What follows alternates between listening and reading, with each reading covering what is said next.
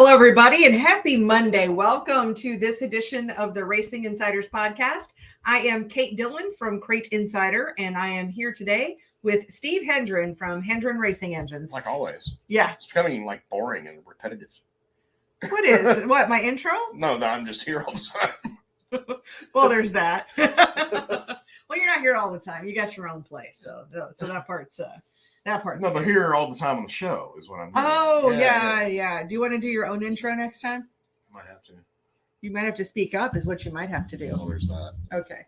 I'm going to get us headphones so we can use the real microphones. Oh, there we go. Yeah. I look like a total dork then. Well, do you think Joe Rogan looks like a dork?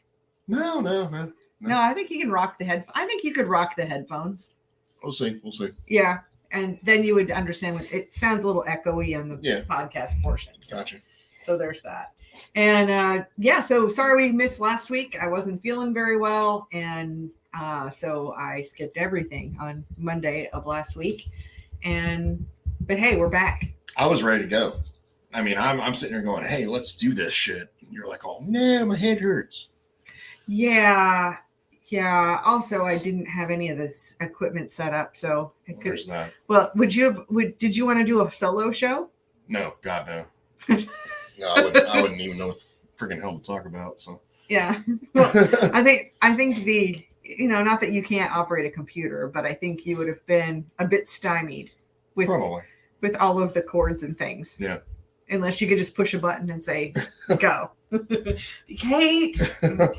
I'm people's personal Google sometimes. Well, I can talk for hours about shit I know half-ass things about, but like stuff I know about is like a little bit more difficult just because, you know what I mean? Oh, I 100% know exactly what you mean. I think that's always been my greatest advantage with running Crate Insider is coming in with a zero base of knowledge. I mean, obviously I've learned a lot, but I have a lot more empathy for guys who are just getting started in racing or from moving divisions because it's back to basics. I mean, I'm certainly not where you go to get the next level of information, but for some basics, I can help some guys out for sure. And I can ask those simple questions. I mean, it takes me back to, I remember asking you one time that, why is it that none of these race car parts come with instructions? That's right.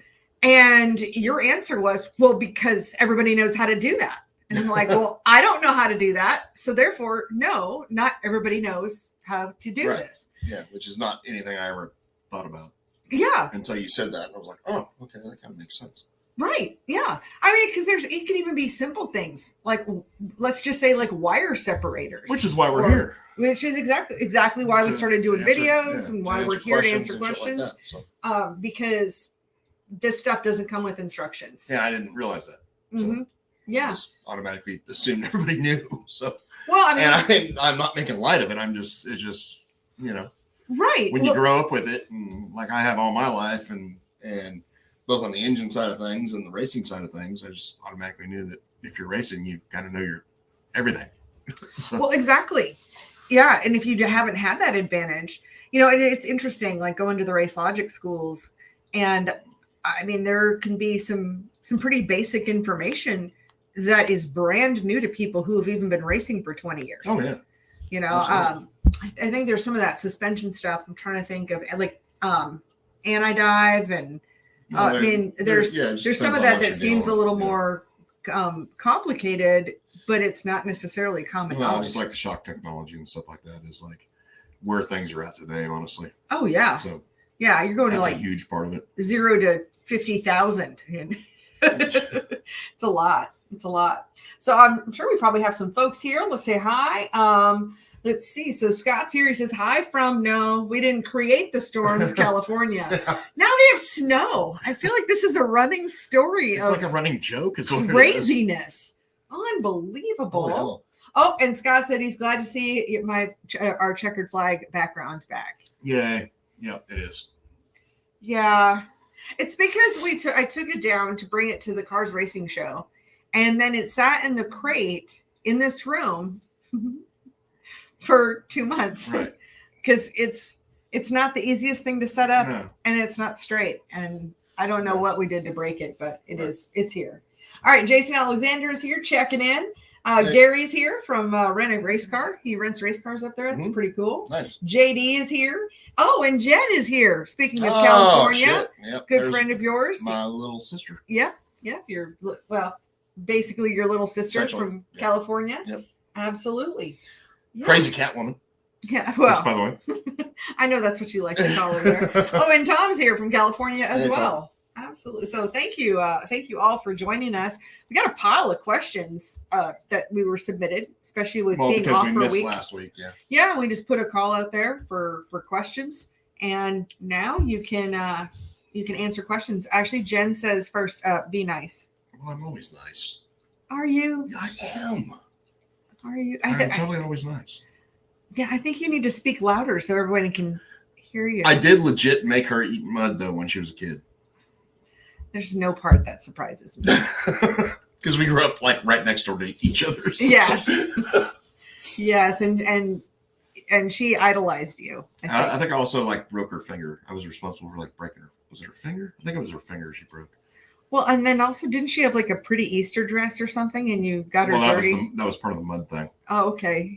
Yeah. Like a pretty dress. And Yeah. There's stories. I'm just saying. So many stories.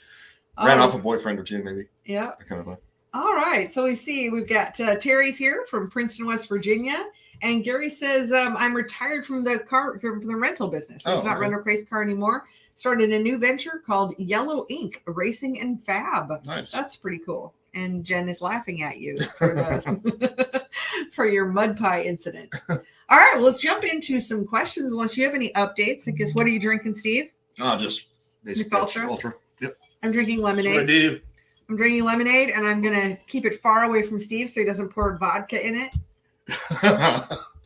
That was at one of our shows. It's been known to happen. On this show, it's happened. True. Here, let me have that, and let's see what we can do. So let's see. I mean, the only thing I got like right now is like, and this is affecting everybody at the moment. Like for 602 engines, there's like a nationwide shortage of 602 piston rings. So getting a 602 rebuild or freshen right now is not the easiest thing to have happen. And, speaking with the dealers I deal with, there is no projected date of release of new rings. So if y'all waited till the last second, you're kind of SOL on getting like a 602 freshen. Yeah. Wow. I think probably a lot of what it is they've been throwing so much into production of like new ones, and the whole rebuild market is like suffering as far as that goes with 602 stuff. Oh, well, because they got such a long backlog of when as far as full engines, and then they're just missing different pieces. Yep. Yeah. My update on that on GM stuff is I got it must have been either Friday late or sometime over the weekend. Almost monthly we receive the new MAP pricing, so minimum advertised price, and I can every single time it's a big deal if you sell GM stuff. If you don't update your website, like it's a big deal. So it's one of those, like when I see that email come through, I drop everything and make it happen, because it's usually retroactive. It's like, hey, these are current prices as of March 1st, but you didn't actually get the email until like the 5th. So it's a drop everything and do it. And I can say I didn't have to change any of the pricing. Yeah. So well, that's a positive. That's a first in a while. Well, no, I didn't have to change it last month either. But I always have to do a search for each and every one of the GM parts that I sell and make sure that my prices are current. And here is a tip, by the way, for anybody listening or watching or whatever. Like if you are interested in like a new engine of some sort, call a dealership or call a dealer and ask them for the price rather than read the online price and assume that's what it is. Yeah. I mean, and that's true. That's the minimum advertised price. Yeah, so you cannot advertise for any less than that. And I mean, an example of that is we've all seen it, whether we knew it or not, but it doesn't matter. For instance, any Apple things, if you're buying an iPhone or an iPod or iPad, or I guess there's no iPods anymore, but if you're buying any of those, it doesn't matter if you're looking at Amazon, Walmart, Best Buy, Apple.com, Apple Store, all of those will have exactly the same price. Sometimes in those cases, no, exactly the same.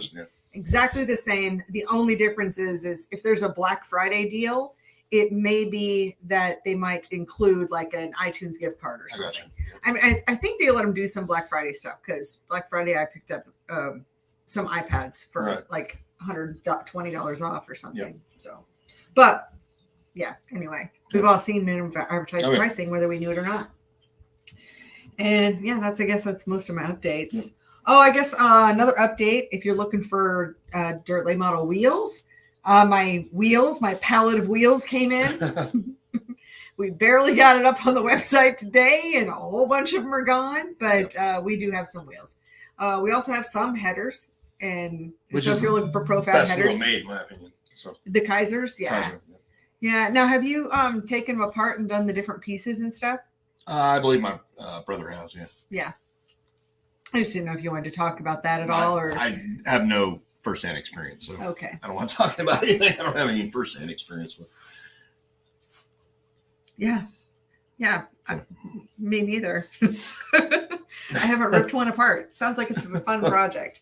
All righty, we got some questions here. Tonight we're actually broadcasting on the Crate Insider Facebook page, the Hendren Racing Engines Facebook page, and the Crate Insider YouTube channel. Yeah, because I think we're getting like shadow banned or some shit on some of this stuff with Facebook. So Facebook is tough. It's been a deal. Yeah. Yeah. I mean, people just aren't seeing it. We're trying to put the event out there, and we're trying to show up consistently. Like, I don't even get notifications.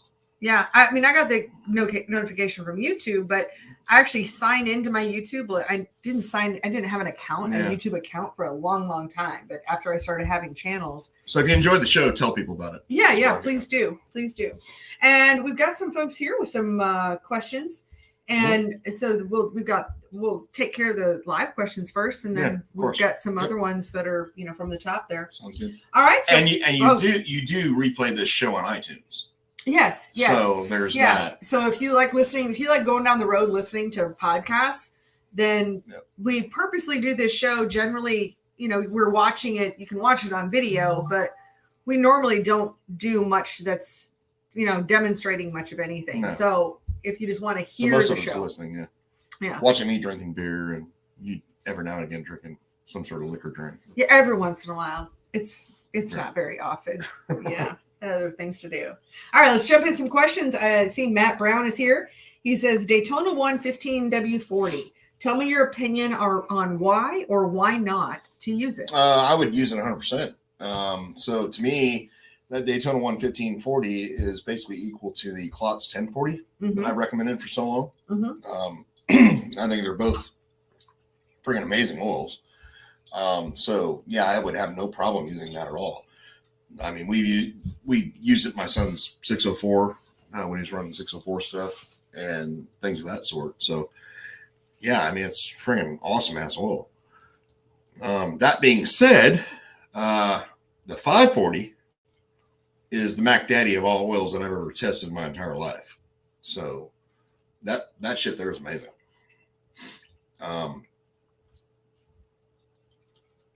You can probably go like a few more races between oil changes. Probably, I know you can with the 540. So like the overall price justifies itself by the amount of races you can actually go with it. But yeah, that 1540, dude, it's badass shit. Yeah. Cool. And well, can I go back? Absolutely. And with the Daytona 1 oil, I personally know the owner of the company. And with that Daytona 1, like, oil specs are so broad in spectrum, it's ridiculous. So you can actually have like let's say a 1540 that at, I don't know, 100 degrees is a 1540, but at 250 to 300 degrees, it could be like a 1020. You know what I mean? But it's still called a 1540. So like with the Daytona 1 stuff is a 1540 throughout that spectrum up to I think it's like 300 degrees.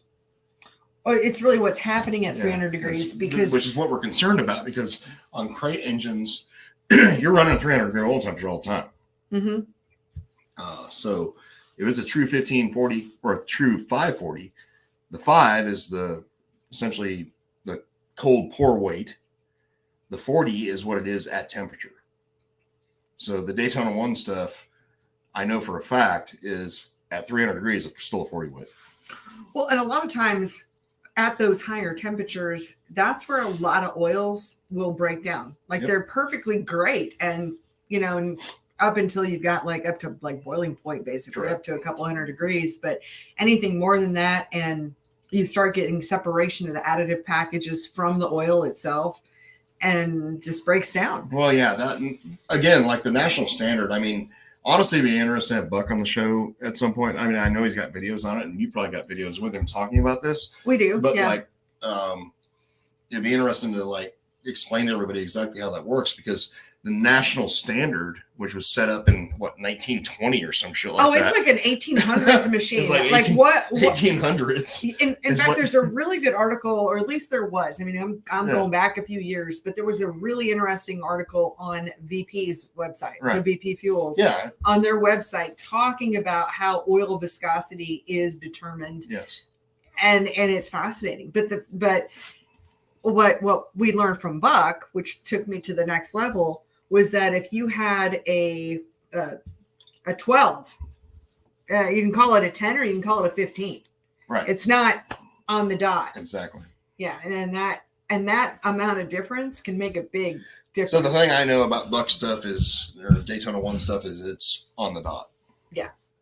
There's no fudging in either direction. Well, and of course, before any performance items end up in the Crate Insider store, they go through Steve and Mike. Yeah, we test everything. Yeah, if it's shiny objects, I'll buy what I want. But yeah, I mean, and and I do. No, but if it's just some basic stuff, if it's basic, like let's say it's some plumbing fittings that people have asked for, or fun quirky things like Bromex pit bikes, I'll buy those. Well, I mean, the first time I met Buck, I'm like sitting there going, oh yeah, here's an oil additive and it'll do this, this, and this. I'm like, fucking snake oil salesman. Another one. And came to my shop, brought his product, took my own race car. This was when I was racing myself. Took my own race car, put it on the chassis dyno. He's like, you pour this shit in here, it's going to do this, this, and this. We poured it in there. We gained power. It did that, and that. So then we're like, oh, what if we put it in the rear end? Put it in the rear end, gain a little bit more power. Put it in the transmission, gain a little bit more power. So like everything that dude sells is 100% legit. Yeah. Yeah, it absolutely is. All right, on to the next question. So Cameron asks, curious to why Hendren wasn't on the UMP crate builders list. Why isn't your name on there, Steve? Primarily because I don't believe in the UMP builders list. No, but the other second thing is because you're not in the area. We're not in UMP country. We're in North Carolina, and the 11, it was either 11 or 13 builders were all in the upper Northeast, where the racing actually is. Well, I mean, we talked to Don Blackshear about it. We stood in your shop and talked to him about it. I've got an issue with the UMP builders list.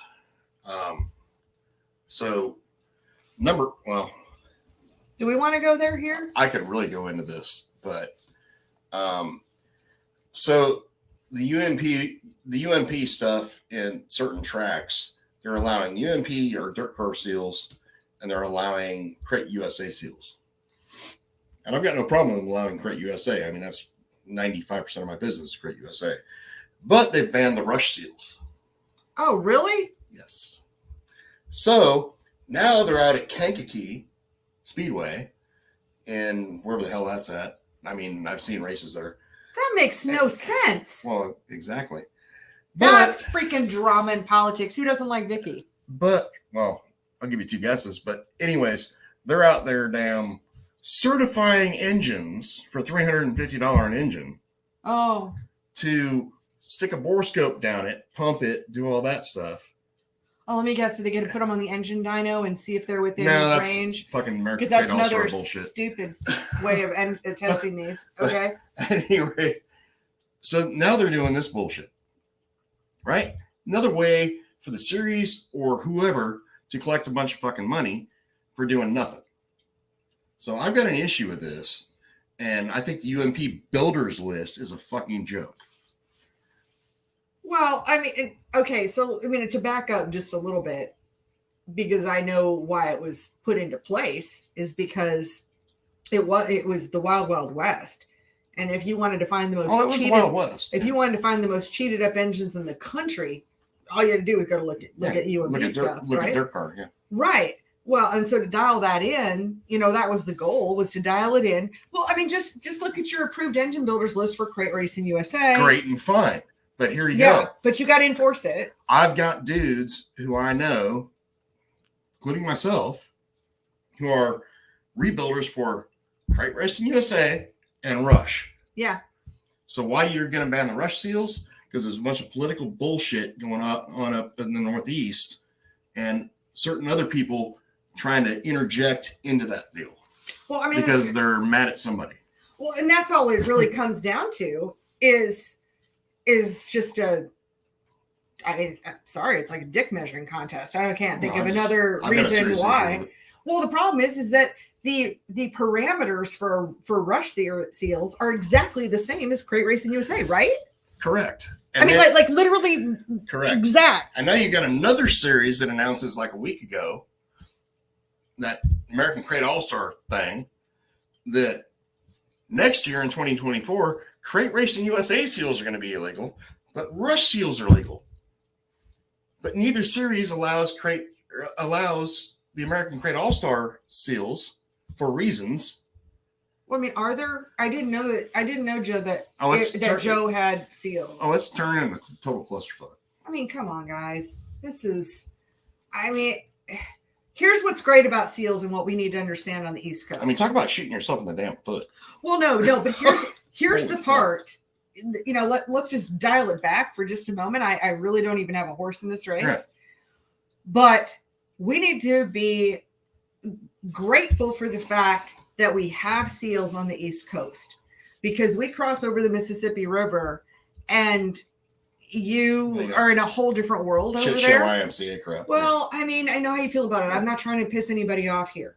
But here's the part that's good about this, is if you have seals, it means that you can tear down an engine, find out what's really in it, and put it back together and reseal it. Correct. When we take seals away, guess what? You can't do that anymore. Right. Well, because if you can take it apart, but you can never put it back together. Right. I mean, this is Humpty Dumpty stuff. Right. So, I mean, come on. This is a bit ridiculous. The irony of this entire situation is dirt car seals are not legal in Rush, and they're not legal in Crate USA, and they never will be. Well, yeah, Period. there's some reasons there. Period. Mm-hmm. Well, because all the cheating was going on. So that's not a thing. Mm-hmm. So Adam at Crate USA, he's never going to allow a dirt car seal.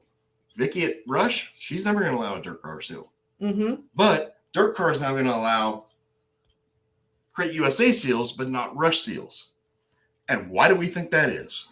Well, it's nothing but political at that point. Read between the fucking lines there. But yeah. Well, I'm not happy with this. It's not cool, and it's not great for racing. It's not great for the fan. I don't know why we can continue to forget that there are fans, and that's what we're doing it for. But yeah. Well, I mean, we got another series that announces that they're going to ban Crate USA seals in 2024. Right? Oh, okay. So they're going to partner with the Mideast thing here. Okay. On the seals, right? But in doing so, in freaking Mideast deal, the American Crate All-Star Series, their freaking seals are banned this year. So it's all a power play money funneling deal that's going on right now. So I mean, I understand I'm pissed off for position. And the really sad thing is when I started CrateInsider, that one of my real goals was that the rules were pretty close. At least up and down the East Coast. The rules were pretty close, with just a couple of exceptions. And, one of my goals was, hey, maybe this is a good way try to, put all of this out there. Like we publish rules, or we link to the rules of all of these different series right on our website. And that maybe by kind of putting it out on the table, that we could find ourselves in in some common ground. But it's crazy. We're coming up on the 9-year anniversary of Crate Insider. Started in 2014. Yep. So coming up on 9 years, and here we are nearly 9 years later, already 9 years later. I was working on it, 9 years ago, and we're farther apart than what we were then. Here's one thing that'll never happen. Or here's one thing that, probably will never happen. I'll never not do Rush, and I'll never not do Crate Racing USA. Right. As far as all the other seals go, to me, they're all bogus because of some of the engine builders that they allow in their series. So that's the 2 series I stick with. Yeah. So my advice is, if you want to go race in one of those series, don't go. Well, I mean, I think a lot of it depends on where you live too. What tracks are available. You're stuck in some places, but I mean, don't come to me for one of those weird ass seals. I know where the legitimate racing series are, and it's going to be Crate Racing USA, and it's going to be Rush. Those are the 2 legitimate ones where if you actually cheat something up, if you fuck up as a damn engine builder and you screw something up, you're out for life. Yeah. All these other series have allowed people to pay their way back in. And to hell with them. Yeah. I got no use for any of those series. You gotta stand strong with the rules for sure. Sorry to get so mad, by the way, but that's just a touchy freaking subject for me. I had no idea. Yeah. I mean, had no idea all of this was going on. I don't think anybody did, but it's a total shit show. It's a joke. It's nothing but a freaking attempted power money grab. Yeah. And that's basically what it is. Yeah. Well, yeah, I agree. Okay. See, every now and again, it gets spicy on here. It is spicy. Spicy with Steve. Yeah. I need to have a new frame or something as a spicy Steve. See, that's where I could have used the Steve cam. I love the Steve cam. Or some flaming hot Cheetos or something in the background. Yeah, there we go. Actually, it does remind me. One of my favorite YouTubers is Maverick of Wall Street, and just give it a try. Go check out Maverick of Wall Street on YouTube. Pretty sporty. Well, the funny thing is he's got this dry humor. He's talking about stock market stuff, but he will interject. He's interjecting gifts all the way through it. And when you mention the fire, there's one where there's Elmo and there's fire behind Elmo, Elmo's flailing his arms, and especially when Maverick. Next topic. Yeah, I don't know. I don't even know the guy's name, but it's just fun to see those. So I might need one of those. All right. Would you like to read the next question? You can. Okay. All right. Matt says, and about how many races should you get out of the 1540 oil before you're changing your oil? Oh gosh, man. 5 or 6. Okay. Easily. Mm-hmm. Yeah. 6 would be a good number, honestly. Obviously it has a lot to do with how much contamination you have and how much, dirt you're breathing in the engine, which ideally you don't want to breathe any in there. But yeah, probably 6 easy. Cool. So if I'm on a semi-synthetic or a dinosaur oil, I'm changing that shit every race. Really? Every race? Oh, yeah, I would. Oh, wow. I'm an engine builder. Well, that's true. So oil's cheap, engines are not. Yeah. So yeah, probably 6 races, easy. Nice. All right, Ellen. And then if you go with that 540, probably 8. Cool. Next up, Alan says, Alan from upstate New York, glad you're back. Thank you. Thank you so much. Gary says, glad I rebuilt mine back in October. That's going to be talking about the 602s. Yeah, 100%, dude. David asks, what about Mobile One? I used to be a big fan of Mobile One. It's not that I'm not a big fan of Mobile One. Mobile One makes great oils. They're international. But there's better stuff out there if you're looking at a specific application. So if we're looking at crate racing, Is Mobil One the best oil out there? No, it's not. The Daytona ones and the Klotzes and the Schaefers and stuff like that. That's going to be great oil for that application. Mobil One, not necessarily. GM recommends Mobil One because of the relationship they have with Mobil One internationally. So that's why you see that recommendation.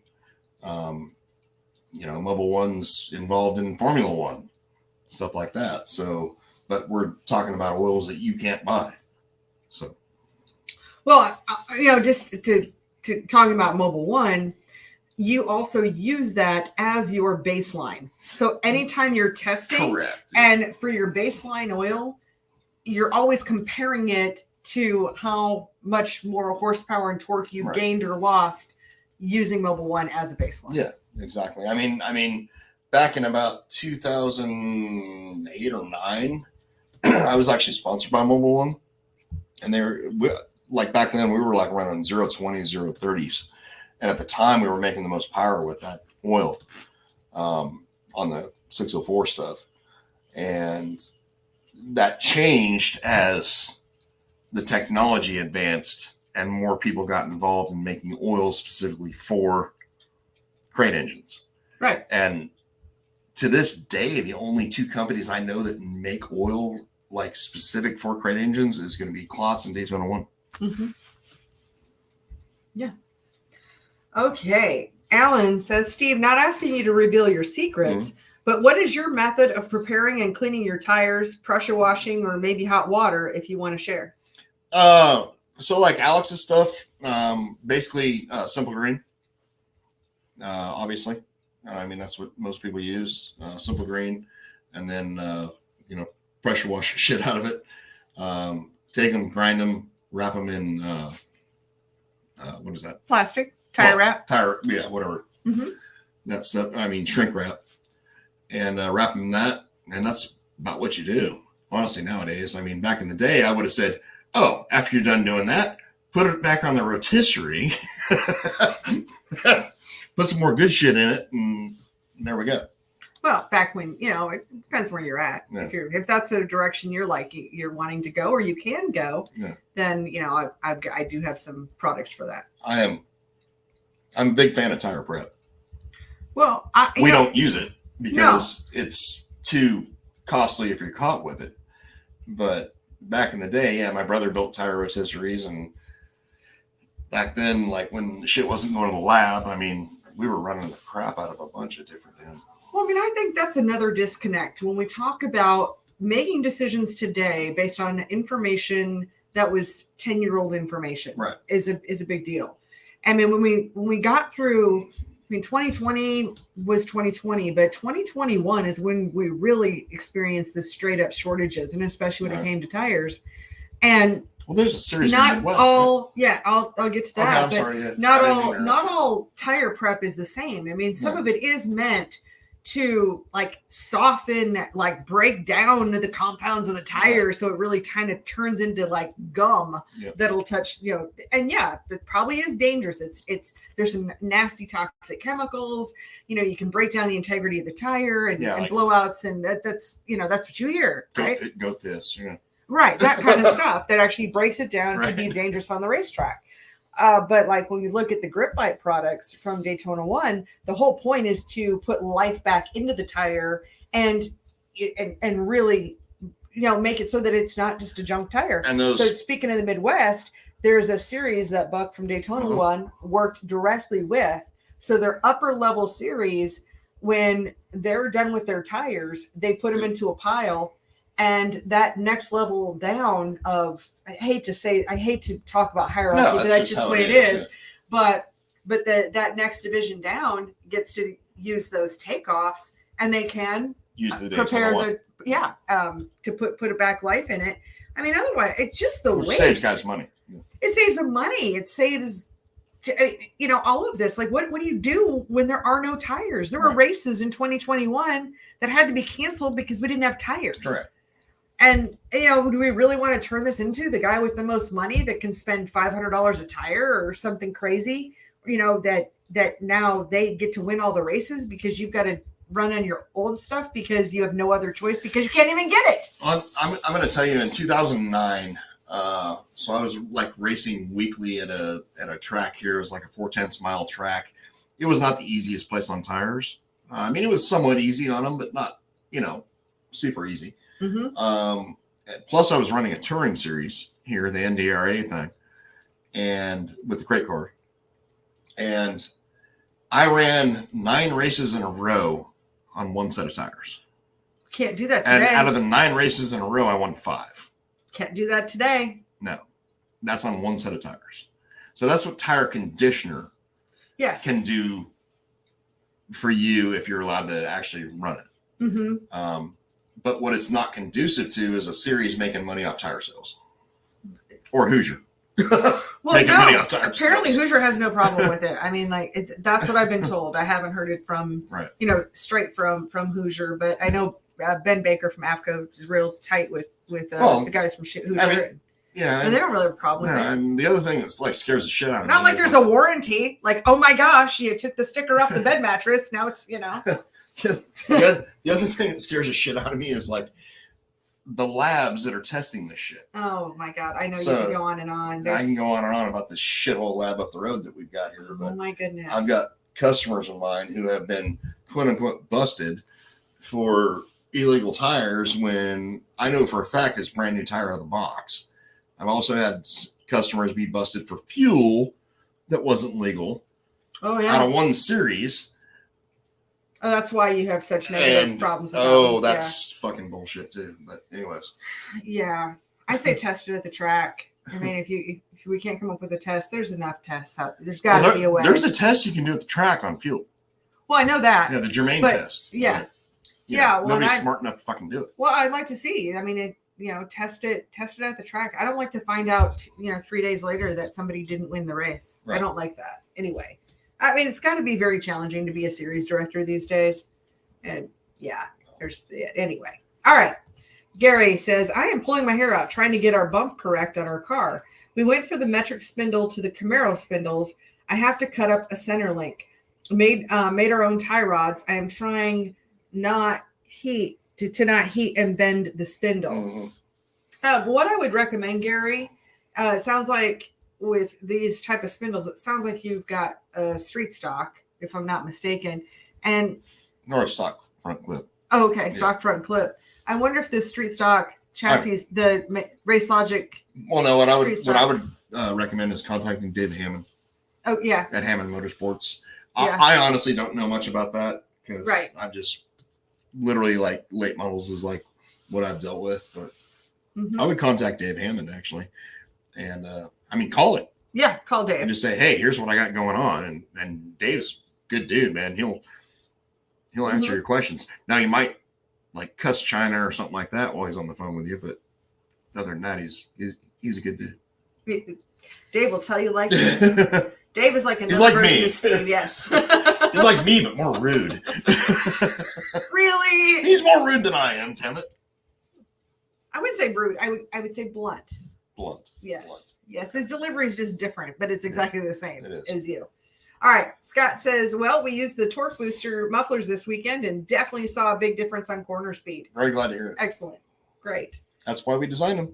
Oh, and I think this is probably after we were talking about it. What's your opinion on the Crate Racing USA versus ACAS seal deal? Oh, yeah. I mean, back to that, I think it's a fucking joke. Yeah. So I think, hey, Cameron says, spill your guts. Want to shoot? I like to show everybody's comments, even if we've already covered it. Yeah, you want to shoot yourself in the foot? Ban the seal that is 90% of the East Coast. Yeah. Yeah, great idea. Mm-hmm. Over like one engine builder? Have at it. All right. And Justin, where's the best spot to put my reversion mufflers? How close to the collector? It's a 604. It's going to depend on your primary tube length, honestly. So generally anything with a 28 to 30 inch primary tube, you're going to be about 6 to 12 inches away from the collector is where you're going to want to mount them. If you got like headers with like long tubes being in 33, 34, 35 inch primaries, then you're going to want to be like right on the collector. And Pippi has come to join us. And there's Kitty.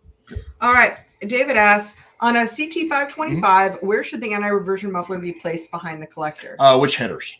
That's the question. Well, just answer for all of them. Yeah. So if it's profab headers, where would you put the profab headers are going to come with the torque boosters. Yeah, they come with the whole setup. If you got BAs or Schoenfelds. The Schoenfelds right on the end, and the because they're tri-wise, and then the BAs they're right on the end too as well. Okay, great. And you'll see, depending on the header, you're going to see probably on a 525, you're going to see about 30 foot-pounds difference. Good deal. And Sean's here. Hey, y'all, from Team 12 in Lawrence, South Carolina. Hey, great. Nice to see you. It was nice to meet you in person. Gary says seals are a joke. You can get them made up to match yours. I mean, it's like a yes and a no. It can be. I mean, it just depends on the series. I mean, the stuff that Crate USA and Rush does, no, you're not going to get them duplicated. Yeah. There's no way to like even remotely do that. Well, and here's the challenge. So Ryan's here and he says this is why crate racing has become a joke. I mean, no, but you get all this political drama. Right. This is an example of taking down the whole tent here. Well, what you've got is you got two series that are not causing political drama. So you don't see comments from Rush on this political drama. You don't see comments from Crate USA on this political drama. Who do you see? You see Dirt Car, you see whatever this thing is here, and whatever the hell Mideast is trying to do now. So that's where you see the comments from. So what it is you got three different groups, whatever their fucking reasons are, trying to take down either one or two of the biggest fucking crate things in the entire goddamn nation. So that's what you see. So the drama is not caused by the two biggest things in the country, which is Crate USA, which is the entire Southeast, and you've got Rush, which is the entire Northeast. That's not where the drama's coming from. The drama's coming from the freaking middle. So what you got is like little dudes punching up. Yeah. Okay. Steve's comments are not indicative of any of the relationships that I have with the series and their directors. I'm just saying. I have to say that. So anyway. I get along with everybody. Mine is, and I don't give a shit. If they want to call me and talk to me, I'll tell them the same goddamn thing. Well, but this is what the challenge is. Very much fucking idiots. Is then this is why crate racing has become a joke. Oh. And that's a challenge. Well, it's become a joke in this area. Trust me. In this area right here, yeah. Nobody wants to go crate racing. Because you know why? You got like one or two tracks. Yeah. You go up north, they got an ass load of tracks. You go up to Rush Country, a ton of tracks. Fucking great races, great payoffs, great freaking incentives to go race that series. Great, awesome stuff. You go down south, go to Crate USA, awesome stuff. Everywhere in the middle, yeah, it's become a joke. I don't disagree with you on that. All right. Alan says you nailed it. And okay. Thomas says, what are your thoughts on running an HEI Street Fire on a 602? I am not a fan of an HEI by any means.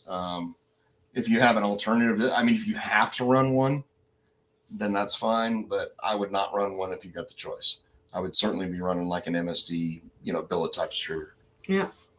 All right. Oh, Hot with Hendren. That's his segment there. Hot with Hendren. Yep.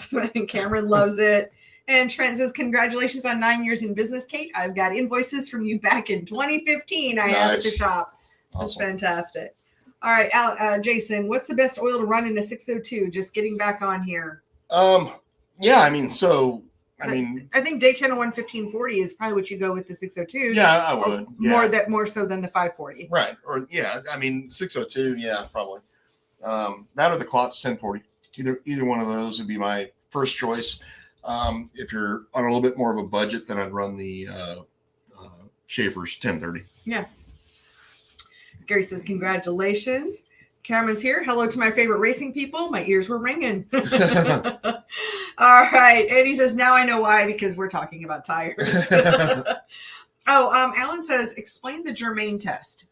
All right. So I can't explain it 100%, but back in the day, I'm talking, this was, back 2009 or so. I was friends with the head chemist at Renegade. And he explained to me this Germaine test. So essentially, it's a litmus test that he was involved with in motocross racing and go-kart stuff with Renegade. And this Germaine system or Germaine test is a litmus test that you can actually do at the track that will detect any of the banned substances that you're trying to ban. Okay. I don't know how it works. I never got into it with him because back then we could pretty much do anything the hell we wanted to do with fuel. Well, and we were doing some wacky ass shit. But well, something that I have seen you do would be you've got all the equipment to do specific gravity testing. Well, yeah, most series do. Well, but I don't know that I've seen anybody else do specific gravity testing at the track. They do from time and time again, or every now and again. But specific gravity is beatable. I mean, I can have hot fuel and meet specific gravity. Okay. Of course, I'm not going to tell everybody how to do that on here. But. Oh, and Gary said it confirms street stock front. Yeah, I would definitely talk to him. Yeah, he says thank you. And Radar 101 Full says, how long can a new engine sit before you need to pre-lube it again before starting it? I mean, once it's actually primed, it can sit quite a while. I mean, it would take a lot. I don't know, 2 years. Wow. Maybe. Yeah, Brian says there's dirt car by him. Yeah. Yeah. Now we've got some questions that were submitted over the course of the week. So let me jump to some of those. So we'll kind of do some rapid fire. How's that? If it's rapid fireable. All right. If it's rapid fireable. Yeah, it's hard to say. So asked on your Facebook page, what are your thoughts on plug indexing a 602 crate? This is from Mike. It has no benefit that I've seen. So I would not worry about it. Indexing primarily is going to be to actually clear a piston. So it's nothing that I'd be worried about on a 602. I've seen no performance advantage whatsoever. Great. And what is your opinion on using 87 octane non-ethanol fuel in a 602 crate motor? And also, what octane booster I could use it up to 91 or 93? My recommendation is do not buy it. So if you want to blow up 602, that would be a great way to do it. So at the very least, I would definitely be running 93. Great. Okay. Oh, I guess that was it. It just looked like a lot more because we've got to run 3 channels. Gotcha. So that was pretty rapid fire. All right. And let's see. Triefenbach, how much preload do you put in 602 valve springs? I've heard 3/4 turn, 1 turn, 1.5 turn. 3/4. Yes, 100%. 3/4. So yeah, 3/4. We have a video on that on Crate Insider. Yeah, I mean, and that's the reason GM now recommends 1/2 to 3/4 is because of us, because of the work I did with those guys up there. But yeah, 3/4 of a turn. Great. Rick says not sending orders to Canada anymore. No, we haven't sent orders to Canada for over a year and a half. We got burned by some asshole. I got burned a couple of hardcore times, and there's nothing I can do about it. You can't do shit up in Canada. No, I have no control over that. No support from the Canadian authorities. So and then dealing with shipping companies and then the customs and it's a whole thing. We're just not set up for it. It's a whole thing, and you get chargebacks going up there, and then, you're screwed because there's no dollars there's no way to come because of back. shipping stuff to Canada, and so now I won't ship to Canada either. No, I will ship to Australia. Sorry, I mean well, the Aussies are order. Straight up, so I mean, I've definitely had some Canadian problems. Yep. So it's the best suggestion I have is finding a place that's just right over the border. We ship some stuff that's like that, but there's a lot of scammers that are working out of Canada, and we've been burned bad by it. That's the problem. Yeah, I ship a lot of stuff to Chuck Franks up in Pennsylvania. Okay. And then his guys just come across the border to pick it up. Yeah. So. Yeah. So that works. And Gary says later, thank you. And Jason says, hopefully I'll see you guys this week. What kind of moonshine do you want? We can't say that aloud on the show. This is Good kind? Yeah. I don't know. I don't drink the stuff anymore. Not the stuff that'll make you go blind? No. That's what No, especially not since I got my robot eyes. Yeah, there's that. I do not want to go blind. All right. And Thomas says, opinion on pump 80 E85 for 602. I mean, if it's your only option, that's your only option. If you have the option to buy E85 in a drum from a reputable fuel company, that would be my first option.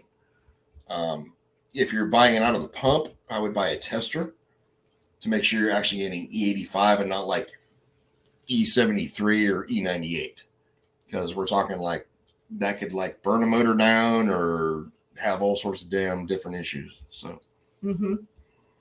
yeah, that's great. So, any big plans for the week, Steve? Usually ask how your week's going, but you're no, not really. I mean, so Saturday was my brother's birthday, Mike Hendren. So he turned the big 49. He's got one more year of being in his 40s. And then yesterday was my son Steven's birthday, my youngest son, and he turned 14. Ooh. Which is just unbelievable. Yeah, it is.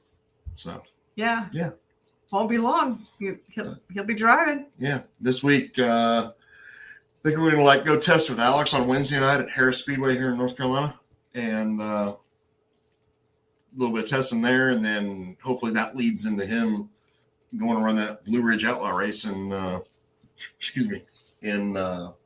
Carolina Speedway in Gastonia. Okay. This weekend. So. Oh, he's racing this weekend? Yeah. Coming up? Okay. I mean, weather permitting. Oh, yeah. So. I hear, now I heard today. So today, here we are in North Carolina, in Western North Carolina. And when I asked Alexa for the weather this morning, it was 57 degrees with a high of 71. Very, very pleasant. Like perfect spot on. Like we've got all the garage doors open in the shop, and it's clear skies, and it's great.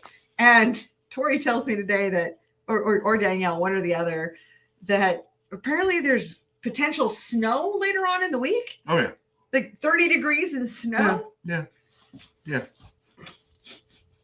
I got nothing. I mean, I grew up in Minnesota and Iowa, and the weather could be pretty sketch, but we didn't have full-on spring like we do here. At least it's not like California right now. That's true.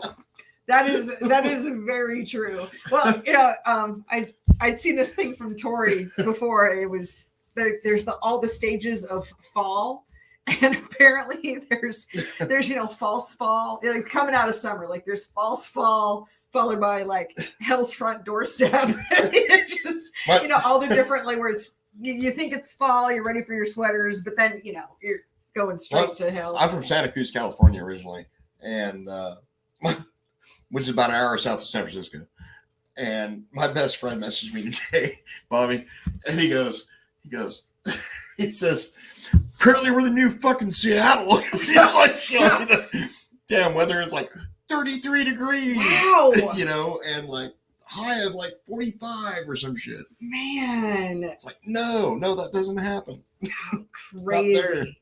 All right, one more question here. So, Truffenbach Racing, how much fuel pressure do you suggest for a 602 on E85? We run a minimum of 9 pounds on our stuff. Now, that's going to be carburetor sensitive depending on what your carburetor builder suggests. But on our stuff, we run 9 pounds. Gotcha. Cool. Oh, we made some new some bypass regulator fuel line kits today. So if anybody needs some of those, get those in the store. Got lots of new stuff in the store. Well, it's not new. It's just like refreshing the inventory because it kind of got wiped. Really? Oh, yeah. I'll have to show you the video of when I left the shop on Friday. It looked like the human version of Tetris because there was no getting anything else in the shop. I will show you the video. Oh, I did. Between the wheels and a giant motor state order. You know what's funny? Me and my roommate Nick and my friend Eric Darling. He's been on the show before. Yes. He's a former Marine Scout sniper. Yeah. Wounded in action, all that stuff. Badass motherfucker. But we're going to Tryon on Saturday. And we drive by the shop. Darling's sitting in the back seat of my car. I'm driving. Nick's in the front seat. Darling's in the back seat on the passenger side. We go driving by Crate Insider. And Darlene goes, "What the fuck?" He saw Chad.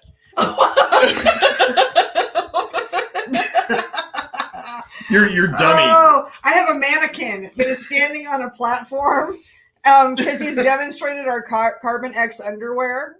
I really truly felt like we needed a mannequin for that. And so, yeah, Chad has freaked us all out a little bit here. Yeah. Because he has a name. So then we started talking and he's like, "Steve, you got the keys for that place?" I'm like, "Ironically, I don't have a key for my own or for your place." And I'm like, "No, I don't have a key." Yeah, but you got a key to the key wall. But he's like, "We need to like break in there one night and like change the mannequin to freak the girls out when they come in the morning." Because Chad's now, I don't know, humping a wheel or some shit. Yeah, we start. We got all sorts of ideas on how to mess with you all now. I mean, I hate to burst your bubble here, but if my phone starts going off and alerting me that my cameras have been triggered, yeah, it's not really going to be as big of a surprise as you think it's going to be. So if you see Fuzzy Beard Darlin on your camera, you know what's going on. Chad's going to be changed in the morning. Oh man! All right, we got a couple more, and we'll wrap things up. Right. And so back to the preload, 3/4 preload with engine hot or cold. Either or. I mean, honestly, because it really isn't going to make a difference. So long as you can feel where 0 is and go that 3/4, you're fine. Cool. Generally, I mean, you got to feel the lifter. Like when you're like, I turn it by finger, like when you're at 0, and then if lifter's bled down, I mean, you'll feel when the button starts to move. So if you can like feel 0, then 3/4 of a turn. That being said, to pump the lifters up, start the motor up, shut it off, and then you should be able to do it. Okay. Cameron says, had the opportunity to work with Dallin and Damon Murdy the last 7 days at 2 tracks. Dallin finished 3rd in the IMCA modified points in the Clash on the Coast Series. Pretty cool and great people.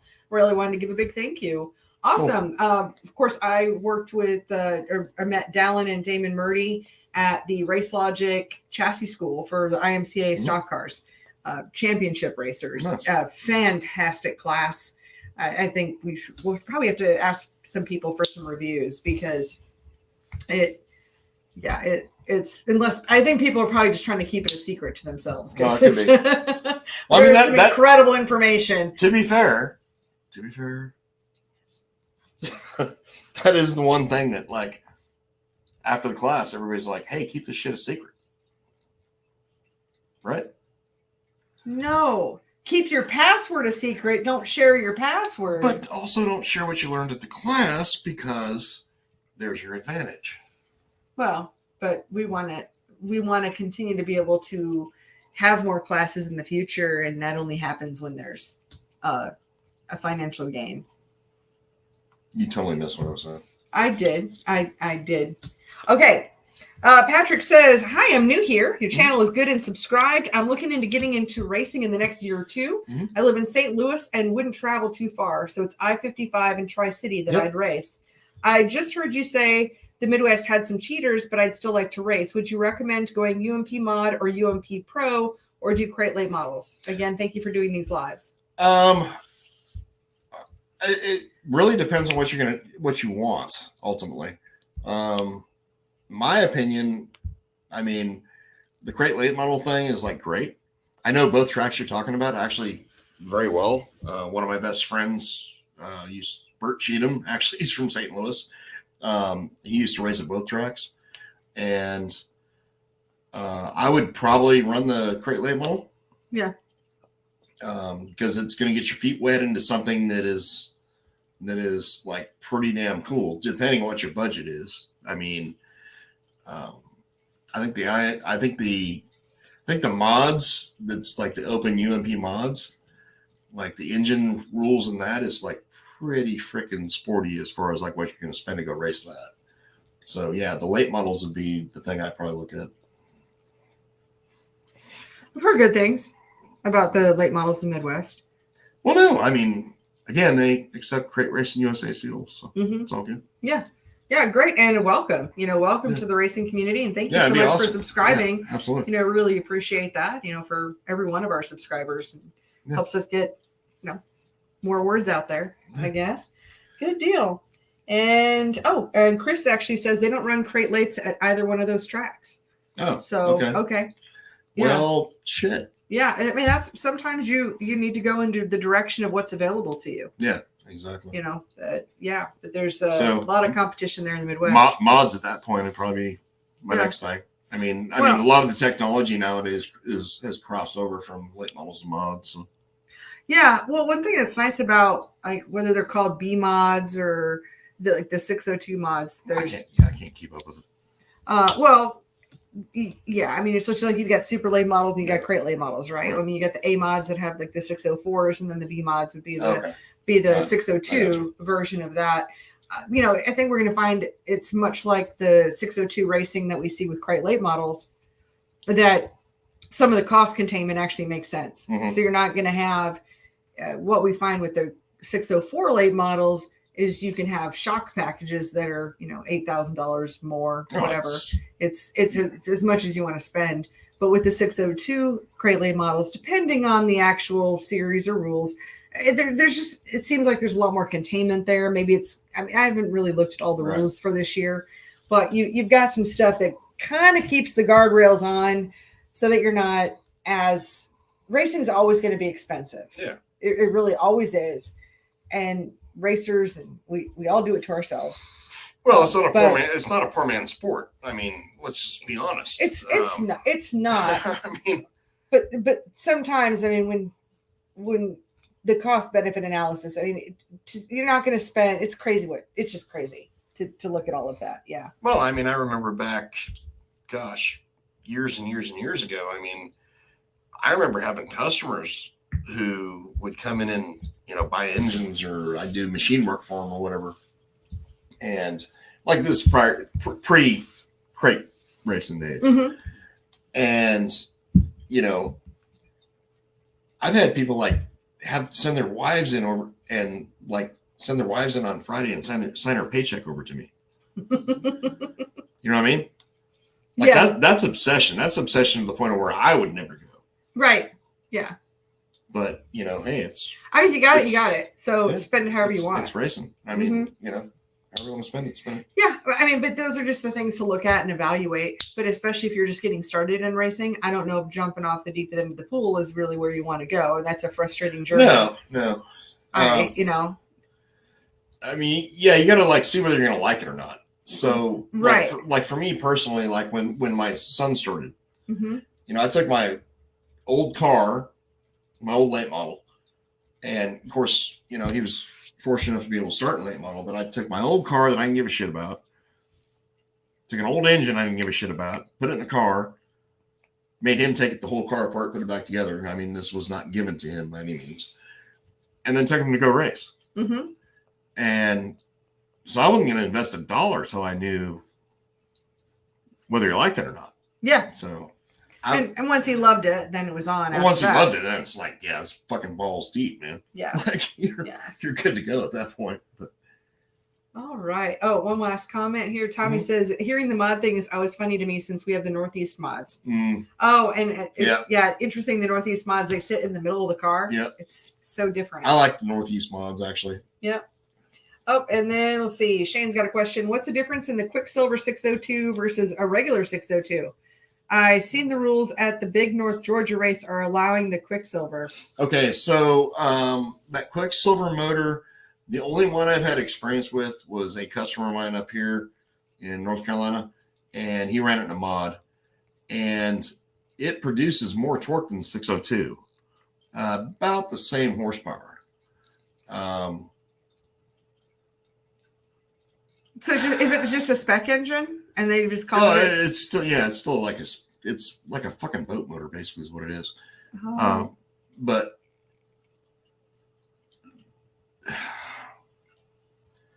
I haven't had one apart yet. So he's actually going to be it's a good friend of mine. He's actually going to be bringing it in, and we're taking it apart because he could never get the thing to not run hot. Okay. So we can like figure out what's going on there. I got a feeling that there's going to be, because it's a boat motor. Oh, is it? That there's going to be Yeah. that there's going to be restrictions somewhere on some water jackets or something, because you're intaking fresh water right to cool it, that kind of thing. So he could never get that thing to not run hot. So I'll let you know when I get one apart. Yeah, report back to us, let us know. Well, cool deal. Well, let's wrap things up. We're pretty much at time. It makes more torque. I'll put it that way. Okay, cool. All right, any last thoughts, Steve? Nope. Well, that was simple. Until I start doing the outro, then he'll think of something and interrupt me. Watch. He's just waiting for it. All right. Well, I want to thank you all for being here. Thank you so much for being part of the show. Hey, tell a friend, like, subscribe, all of those things. All of that helps our channel. We appreciate it. Support the Rush Racing Series. Support Crate Racing USA. All the haters. Yeah. Okay. All right. See you guys next week.